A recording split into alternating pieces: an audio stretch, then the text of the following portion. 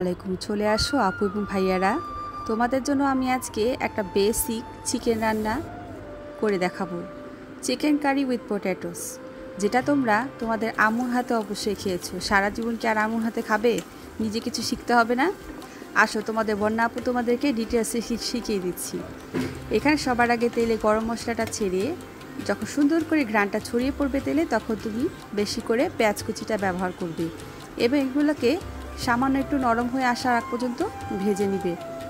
ঠিক যেমনটা দেখতে পাচ্ছ, এরকম কন্ডিশন চলে আসলেই এখন আমাদের দিয়ে দিতে হবে পেঁয়াজ বাটা আর আদা রসুন বাটা, আর দিয়ে দিচ্ছি কাঁচামরিচ। এগুলাকে খুব সুন্দর করে ভেজে নিব। এটা কিন্তু আমার হাতে একটা সিগনেচার আইটেম, তোমরা শিখে নিচ্ছ।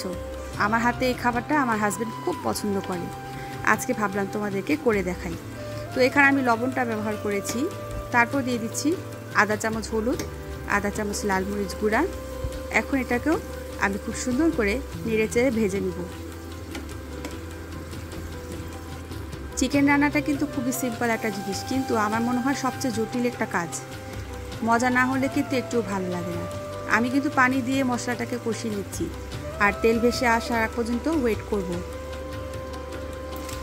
এখন দিয়ে দিচ্ছি চিকেনটা। আমি কিন্তু স্কিন সহ রেখেছি। তোমরা চাইলে স্কিনটা যদি আলাদা করে রান্না করতে চাও তাও পারো, বা অ্যাভয়েড করতে চাইলে অ্যাভয়েড করতে পারো। আমার কাছে স্কিন সহ ভালো লাগে, তাই এভাবেই রান্না করে নিচ্ছি। এখন আমি ঢেকে কিছুক্ষণ জিনিসটাকে কষিয়ে নিলাম। আর আমি তোমাদের সুবিধার্থে আমি কিন্তু একটু ফাস্ট ফরওয়ার্ড করিনি, যাতে তোমরা টোটাল জিনিসটা বুঝতে পারো।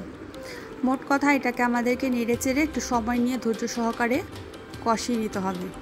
যত সুন্দর করে কষানো হবে তত টেস্টি হবে তোমার কারিটা, বুঝলে? এখন দেখো পারফেক্টলি কিন্তু তেল ভেসে এসেছে।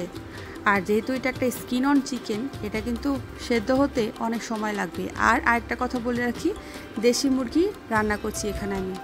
ব্রয়লার মুরগি রান্নার রেসিপি আমি তোমাদেরকে অন্য কখনো দেখাবো।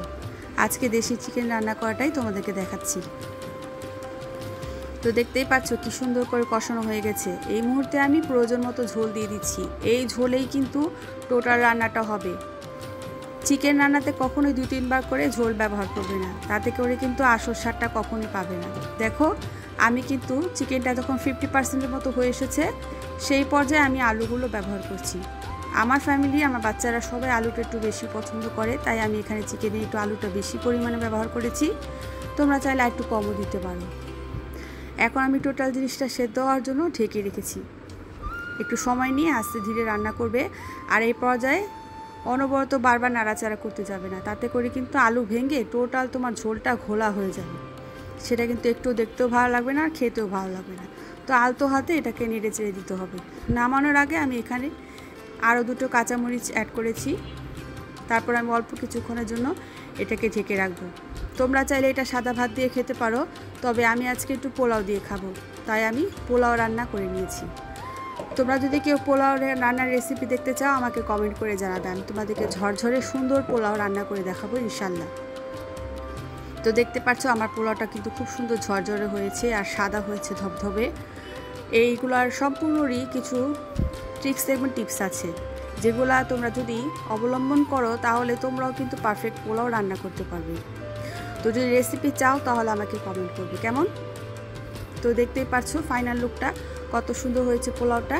আর এখন তোমাদেরকে ইয়াম্মি চিকেনটারও একটা দৃশ্য দেখিয়ে দিই। দেখো কতটা দেখতে সুন্দর হয়েছে, তেল ভেসে এসেছে। আশা করি সবার ভালো লেগেছে। আল্লাহ হাফেজ।